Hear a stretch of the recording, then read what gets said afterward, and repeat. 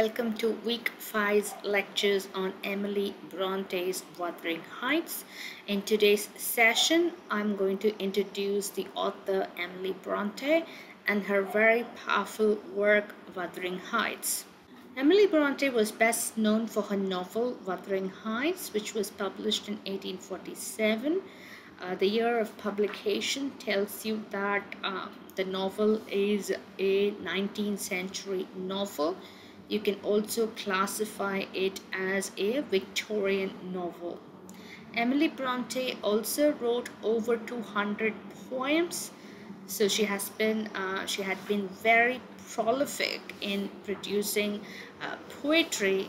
And her sister Charlotte Bronte, who is also a novelist of the 19th century, thought that these poems had a peculiar music, wild, melancholy, and elevating. The descriptive terms associated with Emily Bronte's poetry are interesting because of the tone that they convey to us.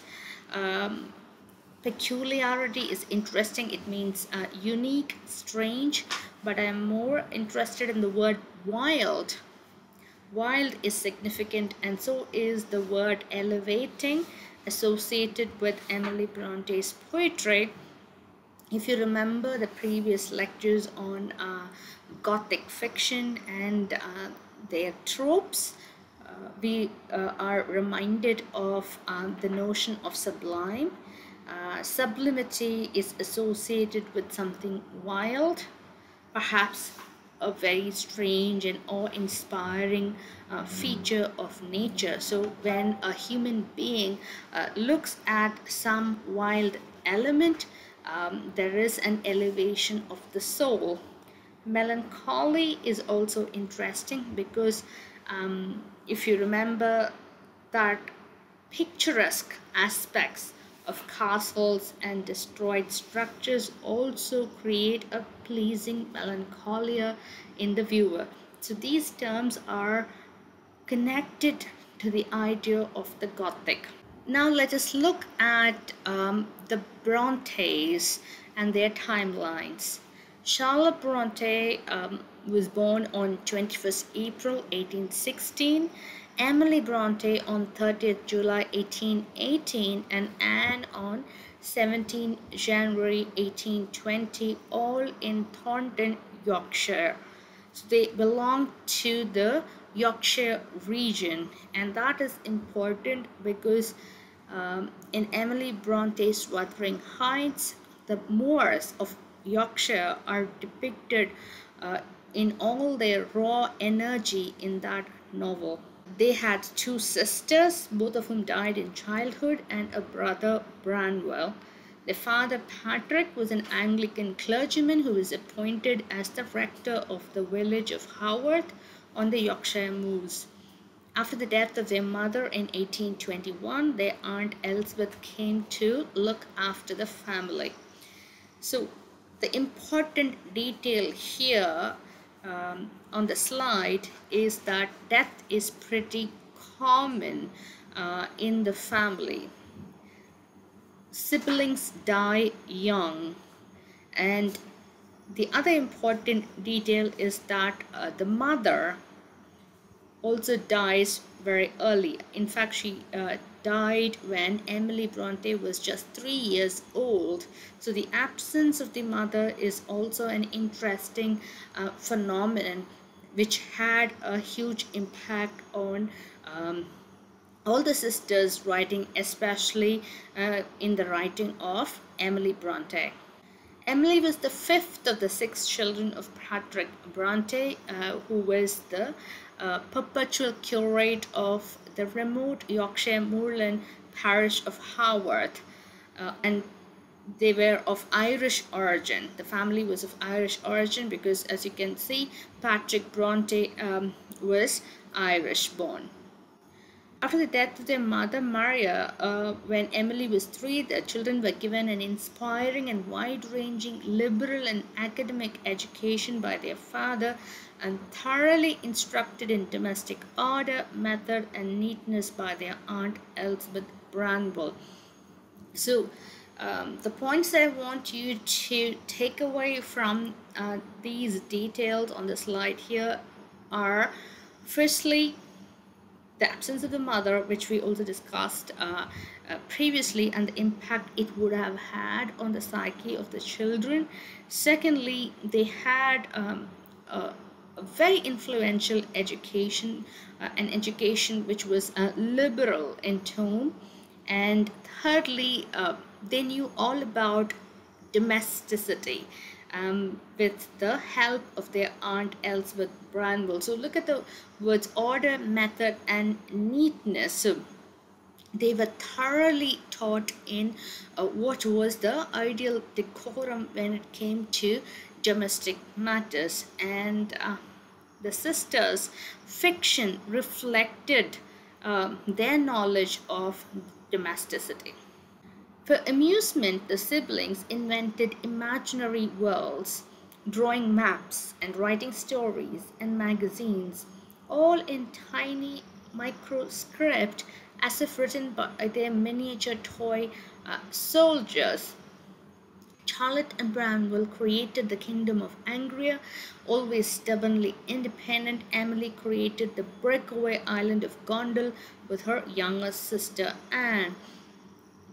They had very wild imagination, all the sisters, and Branwell as well, and that is evident in the creation of fantasy universes.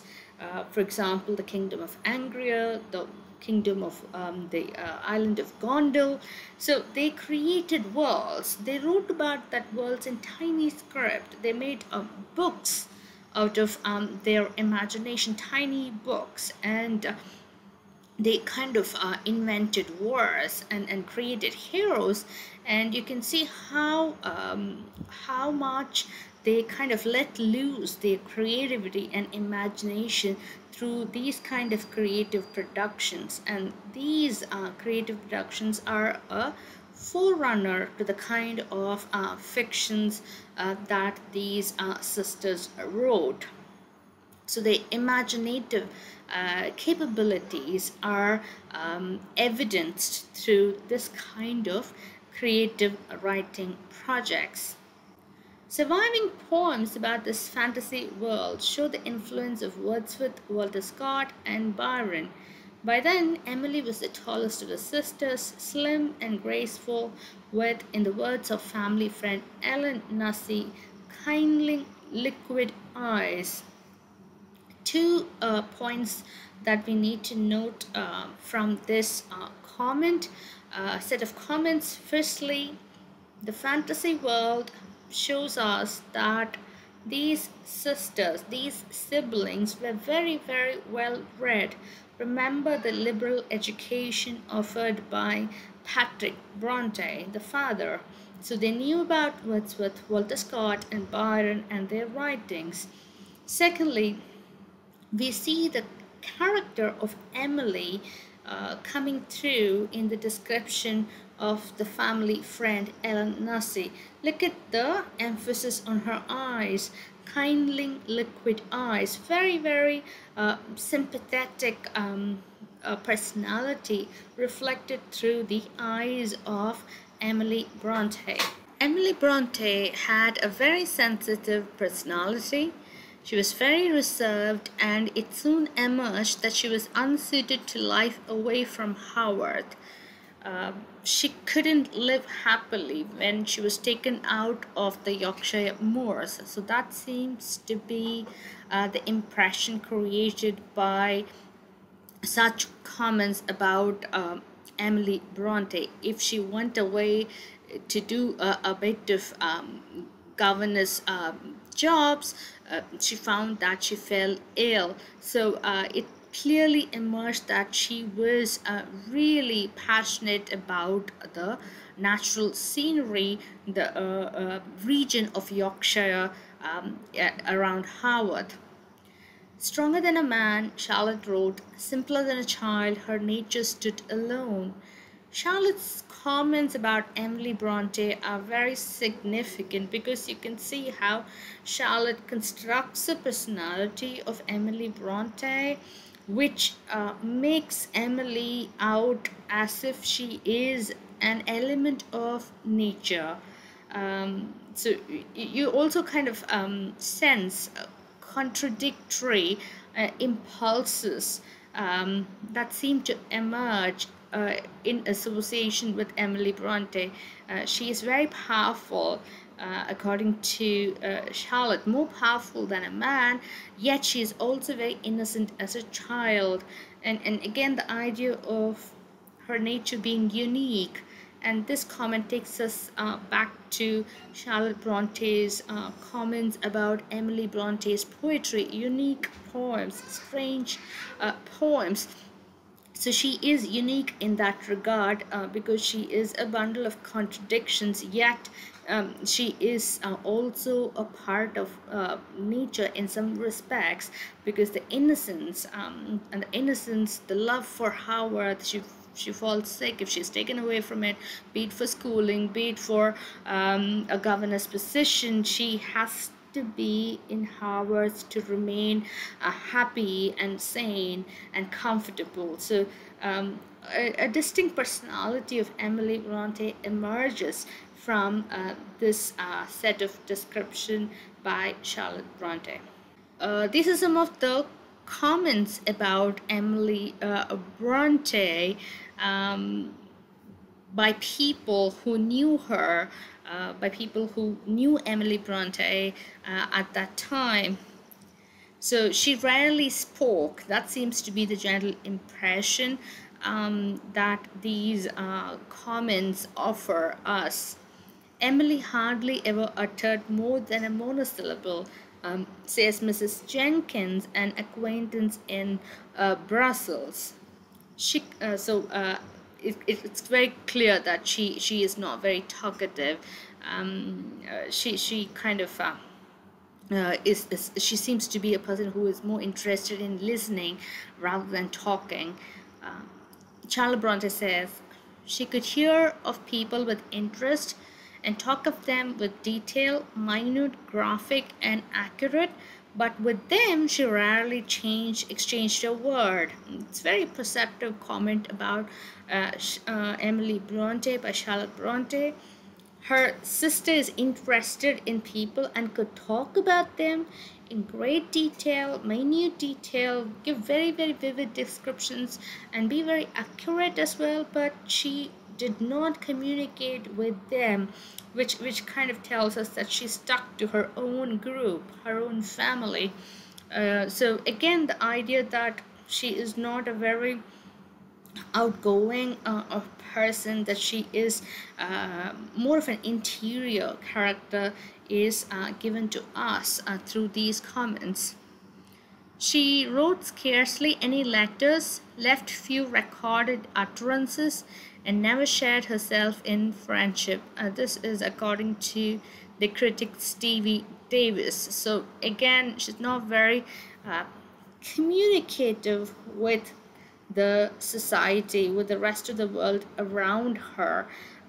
So this inability to participate in the world outside is very interesting, and that tells us a lot about the woman who created Wuthering Heights, a novel which is almost claustrophobic, and which is also heavily Gothic in its overtones. And one of Emily's pupils, remember she was also a teacher, the pupil says she could not easily associate with others. Again, not a very sociable character Emily Bronte is. Emily's work first appeared in print when, on Charlotte Bronte's urging, a collection of the Three Sisters' poems was privately published in 1846 under the names of Currer, Ellis, and Acton Bell. Outstanding among them is Emily's No Covered Soul Is Mine. A couple of interesting aspects are to be noted from this comment. Firstly, Emily has had to be urged on by Charlotte. So you can once again see the reserved nature of Emily, who is not very interested in entering the public sphere with her creativity. So it's a joint publication as well. The three sisters and publish together their poetic output. And the second interesting phenomenon here is the reference to the pseudonyms Cara, Ellis, and Acton Bell. Cara is the pseudonym of Cara Bell is the pseudonym of Charlotte Bronte. Ellis Bell, that of Emily Brontë, and Acton Bell belongs to Anne Bronte. So women did not use their own names when they wrote. It was still not very respectable for women to publish, be part of the public sphere. Women were more supposed to belong to the private world. They're supposed to manage their domestic hearth spectacularly and not infringe on the public realm, which belongs to the men. The rhetoric of Emily's poem is also very interesting. No coward soul is mine. Again, the fierce spirit, the indomitable spirit of the speaker also comes through in that poem. Now let's come to the novel Wuthering Heights. This massive book, in terms of the power it contains of the central characters, it is a landmark novel in the world of English literature. It is very, very powerful. It's a gripping read. It is full of raw emotions, and the Gothic nature of the book never fails to fascinate the readers. Wuthering Heights was published in 1847. It is reminiscent of Gondel in its moorland setting and passionate war between two families. One review dismissed it as coarse and loathsome. The immediate perspective that one takes away from this novel is its powerful setting. It's very visceral description of the moorland, and there is a connection between the moors depicted here in this fiction and the world of Gondel created by Emily Brontë and her sister Anne Bronte. And this is also a novel about two warring families. One family belongs to Thrush Cross Grange, the other belongs to Wuthering Heights. So this is a book about two families who are at war with each other. And when it was first published, reviewers were not very sympathetic towards the book, and one called it as very coarse, vulgar, not belonging to polite society, and an abhorrent book. It's a hateful book. So you can see the kind of emotions that this book provoked on the part of people. Emily Brontë began another novel, but it was destroyed by Charlotte after Emily's death, aged 30, from tuberculosis in December 1848. So you can see Emily dies a year after getting Wuthering Heights published, which was in 1847. A very short life, but a powerful one. And the other interesting element from this comment is that Charlotte destroys another work which was started by Emily. There's a desire on the part of Charlotte Brontë to protect the memory and reputation of Emily Brontë. Wuthering Heights was only rescued from obscurity in the 1880s, and it was championed. The work was celebrated by Swinburne Algernon Swinburne, Matthew Arnold, and G.K. Chesterton, who described it as written by an eagle. Fantastic observation by G.K. Chesterton when he calls this work as written by an eagle. We are reminded of an eagle's point of view. We are also reminded of the pace, the speed of an eagle, and the very pointedness of its flight. So it is a raw novel, it is a sharp novel, and it reveals the wild emotions of human beings caught at their most passionate. So Wuthering Heights, as we know, published in 1847 under the pseudonym of Ellis Bell, was intense. It was a very, very intense novel, a very solidly imagined novel. The imagination is visceral, and the plot is tight. There are no loopholes in the way this fictional universe is set up on the part of the writer, and it is distinguished from other novels of the period by its dramatic and poetic presentation, its abstention from authorial intrusion, and its unusual structure. So it is a distinct voice on the part of Emily Brontë. You can compare Emily Bronte's works with, say, Jane Austen. You can see how unusual Wuthering Heights is. There is no authorial intrusion, and it's extremely poetic and dramatic in its nature. Now let's look at the plot of Wuthering Heights briefly. The story is told by one Mr. Lockwood.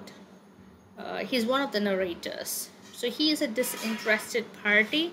He doesn't belong to the two families that I mentioned a little while ago. He is not part of the two houses. He's a disinterested party, and his narrative, his recounting of the novel and the world around him, serves as the frame for a series of retrospective shorter narratives by Ellen Dean, a housekeeper. Ellen Dean is the housekeeper at Wuthering Heights, and she also narrates the story in parts. So we have two narrators, Lockwood and Ellen Dean. One is a disinterested party, and the other is a housekeeper to one of the families. All concern the impact of the foundling Heathcliff on the two families of Earnshaw and Linton in a remote Yorkshire district at the end of the 18th century. So the entire story is about the impact of this foundling. Somebody who is found, a child who is found is called a foundling. He's an orphan, and he is brought into the world of this Yorkshire district. He's brought to Wuthering Heights by Mr. Earnshaw, and the entire novel seems to be structured around this character Heathcliff and the havoc he causes on these two families of Earnshaw and Linton. Linton belongs to Thrushcross Grange, and the Earnshaws belong to Wuthering Heights.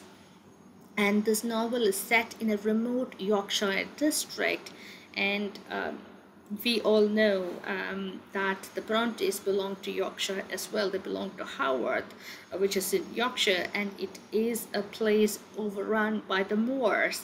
And Emily Brontë is passionate about the Moors. So you can see how Emily drew upon her personal experiences of the region to write this novel. And the timeline of this fiction, Wuthering Heights, is late 18th century. Embittered by abuse and the marriage of Cathy Earnshaw, who shares his stormy nature and whom he loves, to the gentle and prosperous Edgar Linton, Heathcliff plans a revenge on both families, extending into the second generation. So this is the problem. The problem is that Cathy Earnshaw, daughter of Mr. Earnshaw of Wuthering Heights, marries the gentle and prosperous Edgar Linton, and she kind of rejects Heathcliff. Heathcliff is in love with Catherine Earnshaw. He sees that she shares his own stormy nature, and because of this marriage, Heathcliff leaves the place, and when he comes back, he takes revenge on both families, the Earnshaws and the Lintons, and the revenge carries into the next generation as well. So this is the powerful plot of Wuthering Heights. Kathy's death in childbirth fails to set him free from his obsession with her, which persists until his death. The marriage of the surviving heirs of Earnshaw and Linton restores peace. So you can see the obsessive nature of Heathcliff in Wuthering Heights. He is unable to let go of Catherine even after she is dead. He tries to dig her from the grave. He tries to lay next to her in the grave, and he is able to quit of Catherine only with his death. And the marriage of the heirs of the two families, Earnshaw and Linton, brings peace to the world of Wuthering Heights. Blending realism, romance, and the Gothic, some reviewers thought it immoral and abhorrent. Others praised its originality and rugged power. So the first point here is very important because it captures the dimensions of the novel. On the one hand, we have realism, on the other, romance, and both are kind of imbued with the Gothic. And because of this kind of structure, it was both original as well as rugged. It was raw. It wasn't perfect. It wasn't neat. It wasn't like a nice little laid out garden. It was like the wild mountains. Some reviewers thought it was an immoral novel and completely abhorrent. The house at the Heights is situated in bleak moorland, and the wild setting is a powerful presence as the story unfolds. So the moors of this novel is very significant. It is as if almost the moor becomes a character in the novel, and the wild setting is a constant presence in as the story unfolds. You can see comparisons being made between the wild setting and Heathcliff, the wild setting and Cathy. They all seem to kind of belong together, Cathy, Heathcliff, and the moors. So we need to constantly remember this powerful presence when we read and analyze this novel. As I pointed out, the text has multiple narrative viewpoints. The major perspectives come from Lockwood, who is a southerner, and finds Yorkshire as an alien place. He's a visitor, he's a guest to this world, and it is through his alien eyes that we have the novel being narrated. But there is also a minor narrative offered by the servant figure Nellie Dean, who moves between the Heights and Bronte's contrasting location of Thrushcross Grange.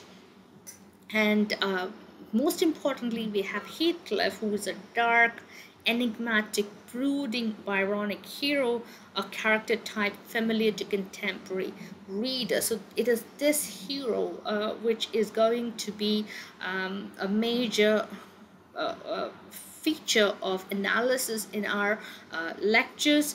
This hero is interesting because he is Gothic in nature as well. He's a brooding figure. He's almost as if he is an element of nature. He is mysterious, he is dark, he has his wild moods. So this is one of the fantastic persona.